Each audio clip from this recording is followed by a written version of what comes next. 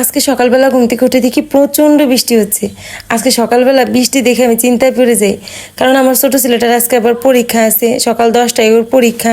বৃষ্টির যে অবস্থা, আবহাওয়া খুবই খারাপ, এর মধ্যে পরীক্ষা দিতে কিভাবে নিয়ে যাব ছেলেকে, এই নিয়ে মনের ভিতরে ভীষণ দুশ্চিন্তা হচ্ছিল। আজকে আবার পারণের দিন, সকাল সকাল পূজাটাও দিতে হবে, গাছ থেকে ফুল তুলসী তুলে নিলাম, কিন্তু মনের ভিতরে ওই একটাই চিন্তা কাজ করতেছিল যে বৃষ্টি কমবে কখন, আর ওকে নিয়ে যাব কিভাবে। পূজা দিলাম, পূজা দিয়ে তারপরে রান্না করব। পূজা দেওয়া শেষ করলাম, তখনও কিন্তু বাইরে বৃষ্টি, অনেক বৃষ্টি। রান্না করতে করতে বারবার বারান্দায় গিয়ে দেখতেছিলাম যে বৃষ্টিটা একটু কমলো কিনা। বৃষ্টি কমতেই ছিল না। এর মধ্যে আমার ছোটো ছেলে উঠছে, সে রেডি হয়েছে, সে আবার আর্জেন্টিনার খেলা দেখতে ব্যস্ত। তো ও রেডি, কিন্তু বৃষ্টি তো কমে না। আর এদিকে তো আমিও রেডি হয়ে অনেকক্ষণ যাবত দাঁড়াই আছি, ভাবতেছিলাম যে বৃষ্টিটা একটু কমলেই নামবো। বৃষ্টি কমলোই না। তারপরে ছেলেকে নিয়ে নিচে নেমে আসলাম, অনেক বৃষ্টি, রিক্সা পাবো কি না এটা নিয়ে এই চিন্তা করতেছিলাম। তো ওকে বললাম চলো আমরা চকবাজারের দিকে যাই, ওইখানে গেলে হয়তো বা তাড়াতাড়ি রিক্সাটা পাবো। চকবাজারের মোড়ে আসতে আমরা একটা রিক্সা পেয়ে গেলাম। এত বৃষ্টির মধ্যে এত তাড়াতাড়ি রিক্সা পাবো ভাবতে পারি নাই। রিক্সা দিয়ে যেতে যেতে ভাবতেছিলাম আজকের পরীক্ষাটা হয়তো বা স্থগিত করতে পারে, কারণ অনেক দুর্যোগপূর্ণ আবহাওয়া। সেই ভোর থেকে একটানা অজোরে বৃষ্টি হচ্ছে, দূরের বাচ্চারা আসা কোনোভাবেই সম্ভব না।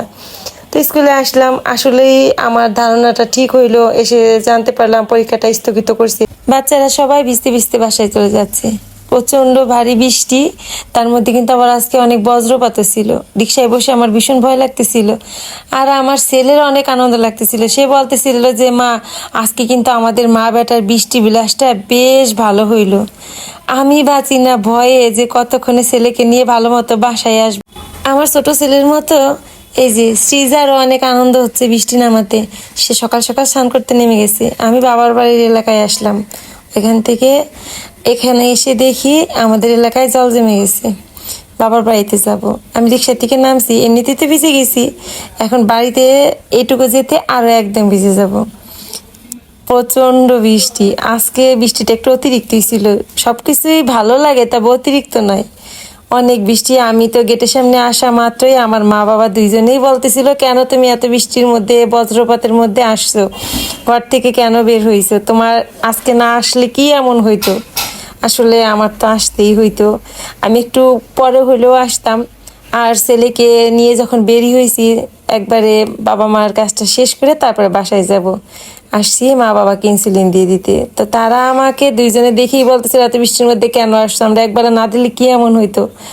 তো মা বাবাকে ইনসুলিন দিয়ে এখন বাসায় যাব। দেখেন আমাদের এলাকার কি অবস্থা, বৃষ্টি হইলে আমাদের এলাকায় জল জমে যায়।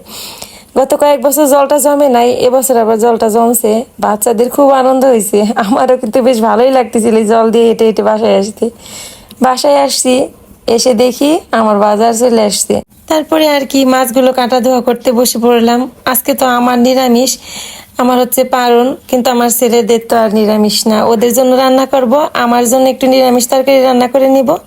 তারপরে এই তো মাছ কাটা ধোয়া করে ওদের জন্য রান্না বাড়া করে খেতে দিলাম। প্রতিদিনই এক কাজ, রান্না বাড়া খাওয়া দাওয়া। তো আজকের মতো ভিডিওটা এই পর্যন্তই, ভালো থাকবেন সবাই।